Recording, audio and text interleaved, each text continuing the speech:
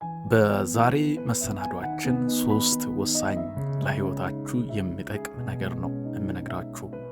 2 በጣም ወሳኝ ነገሮች ሲሆኑ አንዱ ግን አሁን ያላችሁበት ድብርት፣ ጭንቀት፣ የተለያዩ የተወዛገበ ስሜት ውስጥ ከሆናችሁ መሃል ላይ ያለው ፈገግ ሊያሰኛችሁ ይችላል። እርግጠኛ ነኝ ይህንን ቪዲዮ እስከ መጨረሻ ካዳመጣችሁ ፈገግ ትላላችሁ፣ እንዲሁም ጠቃሚ ነገርም ታገኙበታላችሁ። እስከ ቪዲዮ መጨረሻ ሰብስክራይብ አድርጋችሁ ቀጥሎ ወደ ቪዲዮ። ግመልን ስትጠይቅ ቀበሮነትህን አትርሳ ይላል። ግመሉ ወንዙን እንደተሻገረ ቀበሮውም ለመሻገር መጣና ስለ ወንዙ ጥልቀት ለማወቅ ከወንዙ በወዲያኛው ዳር ያለውን ግመል ጠየቀው። ግመሉም ጥልቀቱን ጉልበት ድረስ እንደሆነ ነገረው። ቀበሮውም ጉልበት ድረስ ከሆነማ አይሰምጠኝም በማለት ለመሻገር ወደ ወንዙ ገባ። በሚያሳዝነው ሁኔታ ወንዙ ያሰምጠው ጀመረ።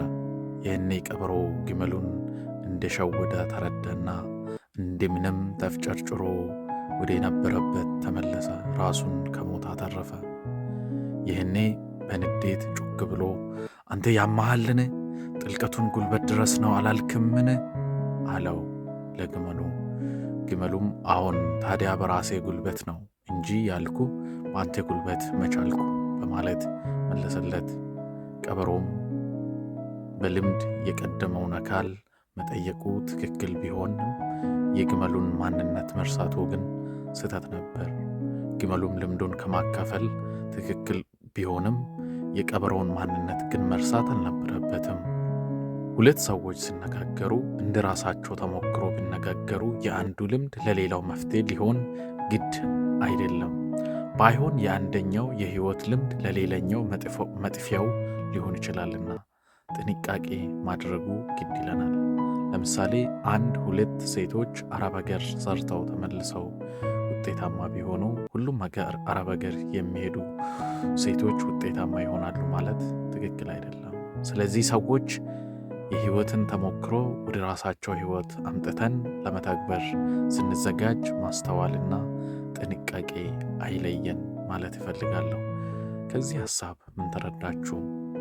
ኮሜንት ላይ አስቀምጡ። ወደ 3ኛ አዝናኝ በሆነ ጉዳይ ላይ እንሄዳለን። እኔም በጣም የተዝናናውበት ስለሆነ ላካፍላችሁ ወደድኩት። በዕድሜ የገፉ አዛውንት ባልና ሚስት በወጣትነት ዘመናቸው ያሳለፉትን የፍቅር ጊዜያትን ለማስታወስ ይፈልጉና ባልየው ነስሩ ሱቅ አጠገብ ያለው ጎረምሶቹ የሚቀመጡበት ድንጋይ ላይ ቁጭ ብዬ እጠብቅሻለሁ፣ አንቺም ታሽሞንነሽ በአጠገቤ ስታልፊ ለክፌ አስቆምሽና ሽን ይዤ እያሽኮረመም አውራሻለሁ ይላታል። ሚስትም በደስታ ታወጣ ትሰማለች። በልዲድ መስጫው ላይ ለ2 ሰዓት ተቀምጦ ብጠብቅ ሚስት የውሃ ሽታ ትሆናለች። ይህን የምን አጋጥሟት ነው በማለት ወደ ቤቱ ይዘግመዋል። ቤቱ ሲደርስም ያልጠበቀው ነገር ተመለከተ። ሚስቱ አቀርቅራ ትንቀሰቀሳለች። ጠጋ ብሎ ምን እንደሆነች ስጠይቃት እናቴ ከቤት መውጣት ከለከለችኝ ያለው። ሰላም ውድ የተከበራችሁ የዚህ ዩቲዩብ ቻናል ተከታዮች፣ ይህ እንግዲህ እያንዳንዳችሁ በህይወት ዘመናችሁ የገጠማችሁ ነገር ሊኖር ይችላልና በህይወት ዘመናችሁ አርጅታችሁ አብራችሁ የምትኖሩበትን ፍቅር ፈጣሪ ይስጣችሁ እያልን ወደ ቀጣዩ ክፍላችን እናልፋለን። ትንሽ ፈገግ እንዳሰኛችሁ እርግጠኛ ነኝ። ወደ ቀጣዩ ስናልፍ ሰውየው ተራራ መውጣት እንደጀመረው እና አንድ ሌሊት በተራሮቹ ከፍታ ላይ እያለ ከባዱ ሸንፈር ተነሳበት። ከዚያም የተነሳ ምንም ነገር ማየት አልቻለም።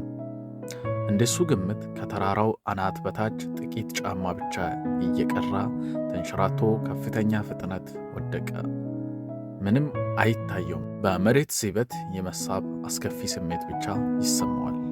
መውደቁን ቀጠለ። እናም በዚያ በታላቅ ፍርሃት ጊዜ ውስጥ እያሰበ የነበረው ሞት ምን ያህል ቅርብ እንዲሆን ብቻ ነበር።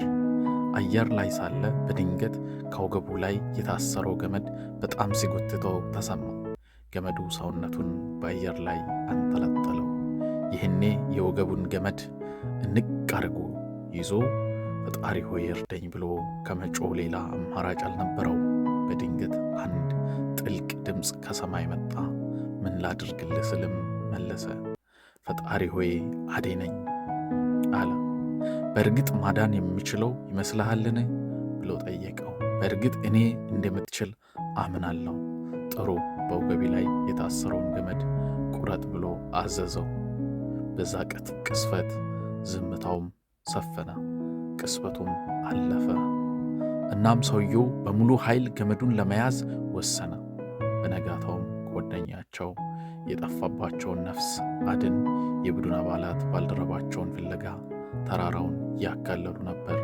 በቀጣዩ ቀን ተራራው ላይ ሞቶ የቀዘቀዘው አስክሬን ገመድ ላይ ተንጠልጥሎ እጁ ገመዱን አጠብቆ ከመሬት በአንድ ጫማ ከፍታ ላይ ብቻ ሆኖ ተመለከቱ። እናም እነሱ ጓደኛቸው ገመዱን ብለቅ ኖሮ በሰላም መሬት ላይ ያርፍ እንደነበረ ሲያዩ እጅግ አዘኑ። እኛስ ከገመዶቻችን ጋር ምን ያህል ተጣብቀናል?